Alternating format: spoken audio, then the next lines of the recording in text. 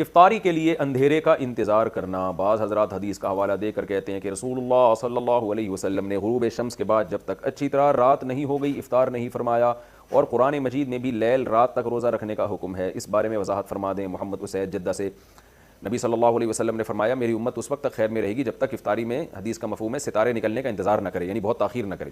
اور صحیح بخاری صحیح مسلم کی واضح حدیث موجود ہے کہ جب رات ظاہر ہو جائے اور سورج غروب ہو جائے تو اس وقت فقد افطر الصائم, روزے دار کے افطار کا وقت اس وقت آ جائے گا. تو اس سے پوری امت کا اجماع ہے, اہل سنت والجماعت کا, چاروں مکاتب فکر کا, حنفیہ, مالکیہ, شافعیہ, حنابلہ, ان چاروں مکاتب فکر کا اتفاق ہے کہ سورج کے غروب ہوتے ہی روزے کے افطار کا ٹائم ہو جاتا ہے. ہاں اس میں اتنی جلدی کرنا کہ آپ کو ابھی یقین ہی نہیں ہے کہ سورج غروب ہوا ہے, پھر یہ جائز نہیں ہے.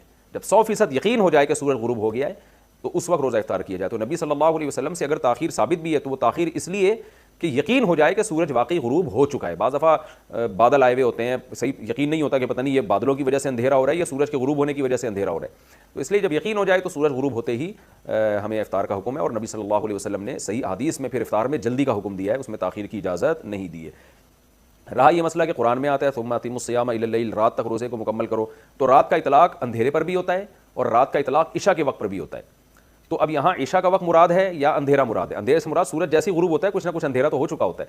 تو حدیث سے ہمیں پتہ چلتا ہے کہ یہاں رات سے مراد ہے کہ دن کی روشنی ختم ہو جائے, جو سورج کے غروب ہوتے ہوئے بہت حد تک ختم ہو چکی ہوتی ہے سورج کے غروب ہونے کے بعد. اس کی سب سے بڑی دلیل یہ ہے کہ حقیقت میں اگر رات دیکھی جائے تو پھر وہ تو عشاء کے ٹائم پہ شروع ہوتی ہے, تو پھر تو عشاء کے وقت روزہ افطار کرنا چاہیے, اس کا تو دنیا میں کوئی بھی قائل نہیں ہے.